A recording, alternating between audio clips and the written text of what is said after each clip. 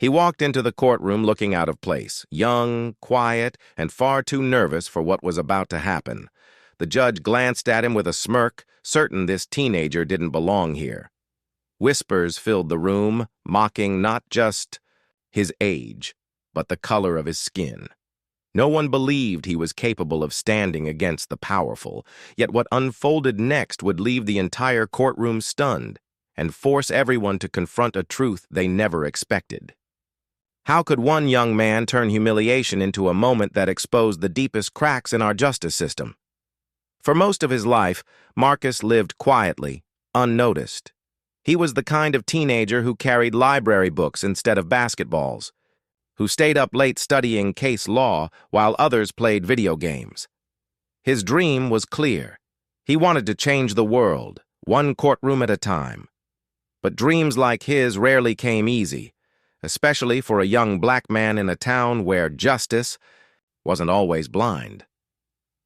Every morning, he walked past the courthouse, staring up at the building with its cold stone walls and heavy wooden doors. To many, it was just another institution. To Marcus, it was both a symbol of hope and a reminder of the barriers stacked against him. He studied harder, pushed further, knowing that one day he'd have to prove himself where it mattered most. That day came sooner than anyone expected. A simple case, meant to be routine, would pull him from the sidelines straight into the spotlight, and when he entered that courtroom, no one in power believed he deserved to stand there. They didn't know him, not yet, but they were about to. When Marcus finally stepped inside the courtroom, it wasn't the grandeur of the polished wood or the towering shelves of legal books that hit him first. It was the stairs. Dozens of eyes followed his every move. Not with curiosity, but with doubt, with quiet ridicule. To them, he was just a kid in an ill-fitting suit, trying to play a role far too big for him. He wasn't seen as a voice for justice. He was seen as a joke. The judge barely glanced up when Marcus took his place. Then came the smirk, the raised brow, the subtle shake of the head. It was as if the very idea of a black teenager daring to stand before him as an advocate was an insult to the system, and before a single argument had been made, the courtroom felt like it had already decided. Marcus had no chance. Whispers rippled through the benches. Some laughed quietly, others rolled their eyes. Every movement he made, unfolding his papers, adjusting his tie, was scrutinized like a performance doomed to fail. He hadn't even spoken, yet he was already guilty of existing in a place they didn't think he belonged. But Marcus knew something they didn't. For months, he had studied the case, pored over every statute, every precedent. He wasn't just prepared, he was ready to dismantle the very foundation of the accusations that had brought an innocent man into this courtroom. Still, knowledge alone wasn't enough when the weight of bias pressed down from every corner. The prosecution moved with ease, their confidence filling the air like smoke. Each word was delivered with practiced authority, reinforced by nods of approval from the judge. Marcus sat quietly, biding his time, his heart pounding against his chest. He could feel the doubt pushing in from all sides, daring him to break, daring him to shrink into silence. Then it was his turn. The moment he rose to speak, the room seemed to lean in, not to listen, but to watch him stumble. Even the bailiff crossed his arms, smirking as if waiting for the spectacle. And Marcus felt it. That familiar weight of generations before him, of voices silenced and dismissed, of doors closed long before they were ever opened.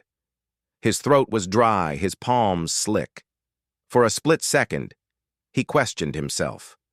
But then, he remembered why he was there.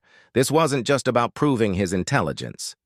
It wasn't about outsmarting the prosecution or impressing a judge who had already written him off. It was about something larger, showing that justice didn't belong to a select few, that it wasn't reserved for those who looked a certain way, spoke a certain way, or fit a certain mold. He took a breath. The first words left his lips, steady but sharp. The room shifted. Faces once smug began to falter. The judge leaned forward, his smirk fading ever so slightly. Marcus pressed on, piece by piece dismantling the arguments set against him. What began as ridicule was slowly turning into something else, unease, but tension clung to the air like a storm cloud. Would they listen? Would they even allow him to finish before slamming the door shut on his chance to be heard? Or would the system, rigged and unyielding, find a way to silence him once again? The answer was coming, and it would shake the courtroom to its core. The courtroom was silent now, every breath heavy with expectation. Marcus stood at the center, his voice steady, his words sharp as a blade.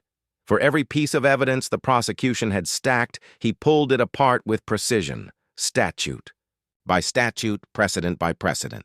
And yet the more he spoke, the more resistance he felt. The judge's gavel struck once, cutting him off mid-sentence. "Enough," the judge said coldly, his tone dripping with dismissal. He waved a hand, as if brushing away Marcus's work. Like scraps from a table, murmurs spread through the room, some nodding in agreement, others laughing outright. It didn't matter how clear his arguments were. To them, his brilliance was invisible. His effort reduced to nothing more than a boy pretending to play lawyer. For a moment, Marcus felt the weight of it all pressing down. Years of being told he wasn't enough, of being reminded that the system wasn't built for him. His chest tightened. He could walk away now, let the ridicule swallow him whole, and no one would remember his name. But deep inside, something refused to break. He leaned forward, locking eyes with the judge. And with a calmness that silenced even the whispers in the back row, Marcus revealed the truth they didn't see coming. A hidden detail buried in the evidence, a contradiction so glaring it ripped the prosecution's case apart in a single sentence. The courtroom gasped. The smug expressions vanished. The judge froze, his gavel hovering in midair. For the first time, doubt flickered across his face. Marcus had done it. He had shifted the power, forced the room to confront the very truth they tried to bury. But even then, the silence that followed was heavy with danger. Would the system allow his brilliance to stand, or would it twist itself once again to silence him? The ruling that day did not come easily. The judge, his pride wounded, dragged out the decision with hesitation. But the truth Marcus had revealed was undeniable. The case collapsed under the weight of its own contradictions, and the innocent man at the center of it all was finally set free. The courtroom emptied slowly, whispers chasing Marcus as he gathered his papers. Some looked at him with quiet respect, others with lingering resentment, but none could deny what they had witnessed. A teenager, dismissed and mocked, had stood against the very system designed to overlook him, and won. Yet victory did not erase the scars. Marcus knew that what happened to him was bigger than one trial, bigger than one courtroom. His struggle was the reflection of countless others who never got the chance to speak, who never had their truth heard.